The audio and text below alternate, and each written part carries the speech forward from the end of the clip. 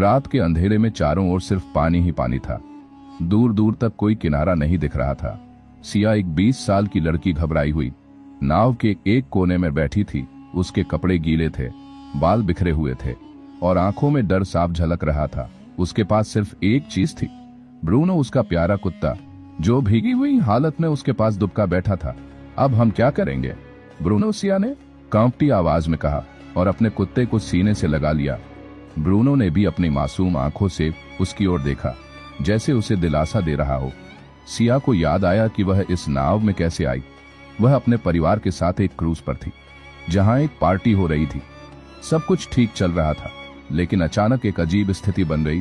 किसी ने गलती से नाव का रस्सी खोल दी और सिया नाव में बैठी बैठी बहने लगी। वह चिल्लाई, मदद के लिए पुकारा, लेकिन संगीत के शोर में किसी ने उसकी आवाज नहीं सुनी। अब वह इस सुनसान समुद्र में अकेली थी, बिना किसी मदद के। अचानक उसने महसूस किया कि उसकी नाव बहुत धीमी हो गई थी, जैसे कुछ इसे रोक रहा हो। उसने नीचे झांक कर देखा तो नाव के नीचे कुछ हलचल हो रही थी। उसका दिल जोर जोर से धड़कने लगा। यह क्या हो सकता है, उसने मन में सोचा। फिर अचानक नाव एक झटके से हिल गई। सिया ने डर के मारे ब्रूनो को कसकर पकड़ लिया। वह घबराई हुई इधर उधर देखने लगी। उसने देखा कि दूर समंदर में एक हल्की रोशनी टिमटिम रही थी। शायद कोई जहाज होगा, उसने सोचा। बिना देर किए उसने अपनी आवाज को जितना ऊंचा कर सकती थी उतना ऊंचा किया, कोई है, मेरी मदद करो। लेकिन आश्चर्य की बात यह थी कि आवाज वापस गूंज कर आई, जैसे कोई उसे उसके ही शब्द दोहरा रहा हो। ब्रूनो भी अजीब तरीके से भौंकने लगा, जैसे उसे भी कुछ अजीब महसूस हो रहा हो। थोड़ी देर बाद सिया ने देखा कि नाव धीरे धीरे एक दिशा में बढ़ने लगी थी, जैसे कोई उसे खींच रहा हो, लेकिन पानी में कुछ नजर नहीं आ रहा था। थोड़ी देर बाद उसे सामने एक छोटा सा टापू दिखाई दिया। उसे अपनी आंखों पर यकीन नहीं हुआ। शायद वहां से मुझे मदद मिल सके, उसने सोचा और जल्दी से चप्पू चलाने लगी। लेकिन जैसे ही वह टापू के पास पहुंची, उसे एहसास हुआ कि यह जगह सुनसान थी। वहां कोई इंसान नहीं था, बस सूखे पेड़ और रेत ही दिख रहे थे। सिया नाव से उतरी और इधर उधर देखने लगी। ब्रूनो भी उसके पीछे पीछे चलने लगा। अचानक ब्रूनो जोर से भौंकने लगा, जैसे उसने कुछ देखा हो। क्या हुआ, ब्रूनो, सिया ने घबराकर पूछा। ब्रूनो एक पत्थर के पास जाकर रुक गया। सिया ने पास जाकर देखा तो वहां कुछ खुदा हुआ था। एक पुराना लकड़ी का बोर्ड जमीन में आधा दबा था, जिस पर लिखा था, जो इस द्वीप पर आया वह वापस नहीं जा सका। सिया के पैरों तले जमीन खिसक गई। उसने तुरंत पीछे मुड़कर देखा, लेकिन नाव अब वहां नहीं थी। सिया का दिल तेजी से धड़कने लगा। उसने चारों तरफ नजर दौड़ाई, लेकिन चारों ओर सिर्फ सन्नाटा था। हल्की हल्की हवा चल रही थी, सूखे पेड़ लहरा रहे थे और रेत पर उसके कदमों के निशान बनते जा रहे थे। अब क्या करूं, यहाँ कोई भी नहीं दिख रहा, उसने खुद से कहा। ब्रूनो अभी भी पत्थर के पास खड़ा था और हल्की आवाज में गुर्रा रहा था, जैसे उसे कोई खतरा महसूस हो रहा हो। सिया ने जब ध्यान से जमीन पर देखा तो उसकी आंखें चौड़ी हो गई। वहां सिर्फ उसके और ब्रूनो के ही नहीं, बल्कि किसी और के भी पैरों के निशान थे। यह कैसे हो सकता है, उसने घबराकर सोचा। उसने धीरे धीरे उन निशानों का पीछा करना शुरू किया। निशान झाड़ियों के पीछे जाकर गायब हो रहे थे। क्या यहाँ कोई और भी है, यह सोचकर सिया का दिल बैठ गया, लेकिन उसे हिम्मत जुटाने थी। वह आगे बढ़ी और झाड़ियों को हटाया। वहां एक टूटी हुई झोपड़ी जैसी जगह थी। लकड़ियों और सूखे पत्तों से बनी यह झोपड़ी काफी पुरानी लग रही थी। सिया ने धीरे धीरे झोपड़ी के अंदर झांका। वहां घुप अंधेरा था। उसने एक लकड़ी उठाई और उसमें घास लपेटकर आग जला ली। हल्की रोशनी में उसने देखा कि झोपड़ी के अंदर कुछ पुराने बर्तन, एक फटा हुआ बिस्तर और एक लकड़ी का संदूक पड़ा था। क्या कोई यहाँ पहले रहता था? संदूक देखकर सिया का दिल तेजी से धड़कने लगा। उसने हिम्मत जुटाकर उसे खोला। संदूक के अंदर कुछ पुराने कागज थे। उन पर एक आदमी की लिखावट में कुछ लिखा था। अगर तुम यह पढ़ रहे हो तो इसका मतलब है कि तुम भी फंस चुके हो। यह द्वीप तुम्हें जाने नहीं देगा। सिया के हाथ कांपने लगे। यह क्या मतलब है? उसने घबराकर ब्रूनो की तरफ देखा। ब्रूनो भी अब चुपचाप बैठा था, जैसे उसे भी कुछ अजीब लग रहा हो। सिया ने कागज के बाकी हिस्से को पढ़ा। यहाँ कुछ ऐसा है जिसे तुम देख नहीं सकते, लेकिन यह तुम्हें देख रहा है। तुम जितना भागोगे यह उतना ही करीब जाएगा। सिया का गला सूख गया। उसने तुरंत संदूक बंद किया और पीछे हट गई। तभी उसे दूर कहीं से आवाज सुनाई दी। यह किसी इंसान की आवाज थी, कोई है, बचाओ। सिया का दिल एक बार फिर तेजी से धड़कने लगा। क्या सच में यहाँ कोई और भी है? लेकिन यह आवाज जानी पहचानी लग रही थी। वह तुरंत झोपड़ी से बाहर निकली और आवाज की दिशा में भागने लगी। ब्रूनो भी उसके साथ दौड़ पड़ा। सिया भागते भागते समुद्र के किनारे पहुंच गई। वहां लहरें जोरों से उठ रही थी। उसने इधर उधर देखा, लेकिन तभी नहीं था। लेकिन तभी उसे पानी में एक परछाई दिखी, कोई नाव में बैठा था। अरे यहाँ आओ, मुझे ले चलो, सिया ने जोर से चिल्लाया। लेकिन जब वह पास पहुंची तो उसका दिल दहल गया। नाव में जो बैठा था वह उसके जैसा ही दिखता था। सिया की आंखें फटी की फटी रह गई। नाव में बैठी लड़की बिल्कुल उसकी तरह दिख रही थी, वैसे ही गिरे कपड़े, वैसे ही बिखरे बाल और वही डरी हुई आंखें। यह क्या है, सिया ने कांपती आवाज में कहा। ब्रूनो अचानक जोर जोर से भौंकने लगा, जैसे उसे किसी अनहोनी का अंदेशा हो। सिया ने हिम्मत जुटाकर एक कदम आगे बढ़ाया, लेकिन जैसे ही उसने ऐसा किया, नाव में बैठी परछाई धीरे धीरे धुंधली होने लगी। नहीं रुको, सिया ने चिल्लाया और तेजी से नाव की ओर भागी। लेकिन जैसे ही उसने नाव को छूने की कोशिश की, वह गायब हो गई। सिया हताश होकर हुआ राजी थी था, घुटनों के बल बैठ गई।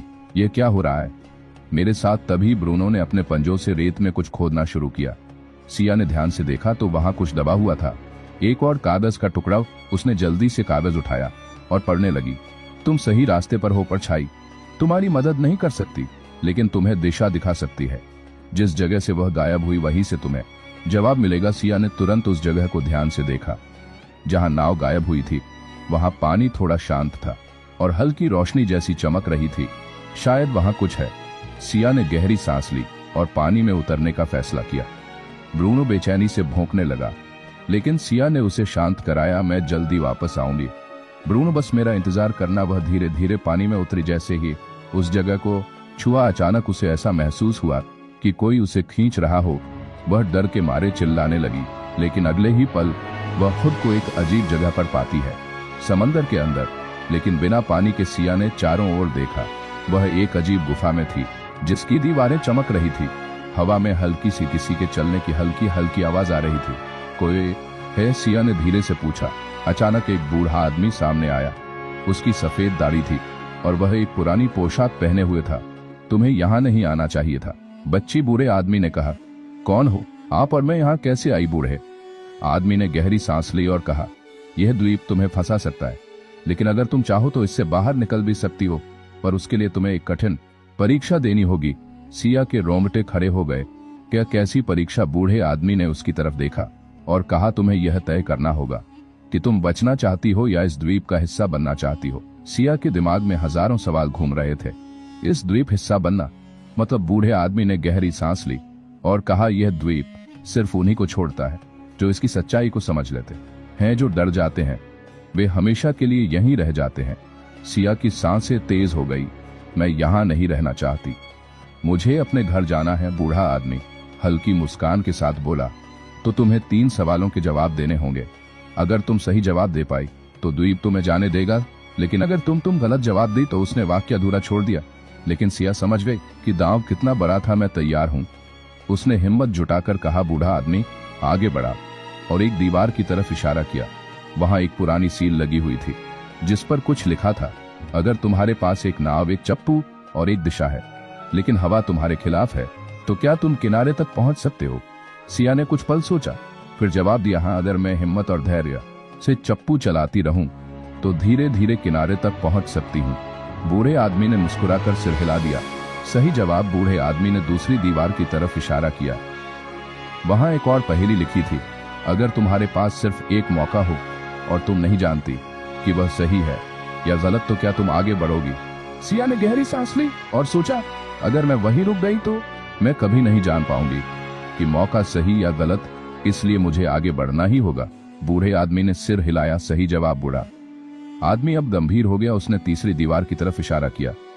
वहां लिखा था, अगर तुम्हें चुनना हो कि तुम्हें जाना है या रहना है, लेकिन जाने के लिए तुम्हें अपने सबसे प्रिय को छोड़ना पड़े, तो तुम क्या करोगी? सिया का दिल धड़क उठा। उसने तुरंत ब्रूनो की ओर देखा। नहीं, मैं इसे छोड़ नहीं सकती। बूढ़ा आदमी चुपचाप देखता रहा। सिया की आंखों में आंसू आ गए। अगर इस द्वीप से निकलने के लिए मुझे ब्रूनो को छोड़ना पड़े तो मैं नहीं जाऊंगी। वह सिर्फ एक कुत्ता नहीं है, वह मेरा परिवार है। जैसे ही उसने यह कहा, पूरी गुफा में रोशनी फैल गई। बूढ़े आदमी ने एक गहरी सांस ली और कहा, यही था असली जवाब। अचानक बूढ़ा आदमी धीरे धीरे गायब होने लगा। यह क्या हो रहा है? सिया घबरा गई। बूढ़े आदमी की आवाज गूंजने लगी, तुमने परीक्षा पास कर ली। सिया, इस द्वीप का राज यह है कि यह सिर्फ उन्हें जाने देता है जिनके पास सच्ची मोहब्बत और साहस होता है। तुमने अपने डर को हराया और अपने प्रियजन को नहीं छोड़ा। अब द्वीप तुम्हें जाने देगा। सिया ने देखा कि गुफा की दीवारें गायब हो रही थी और उसके सामने वही समुद्र का किनारा आ गया था। सिया ने देखा कि उसकी नाव वापस आ गई थी। ब्रूनो, हम बच गए, उसने खुशी से कहा और उसे गले लगा लिया। ब्रूनो ने भी खुशी से पूंछ हिलाई। सिया तुरंत नाव पर चढ़ गई और चप्पू चलाने लगी। इस बार हवा उसकी मदद कर रही थी। धीरे धीरे द्वीप पीछे छूटने लगा। कुछ घंटों बाद उसे दूर एक जहाज दिखा। हेल्प हेल्प, उसने जोर से चिल्लाया। जहाज के लोग उसे देखकर चौंक गए और उसकी मदद के लिए दौड़ पड़े। सिया जब जहाज पर आई तो उसने किनारे की तरफ देखा। द्वीप गायब हो चुका था। क्या वह असली था? लेकिन जब उसने अपनी जेब में हाथ डाला तो उसे वही पुराना कागज का टुकड़ा मिला जिस पर लिखा था, तुम जीत गई। सिया मुस्कुराई और ब्रूनो को गले लगा लिया।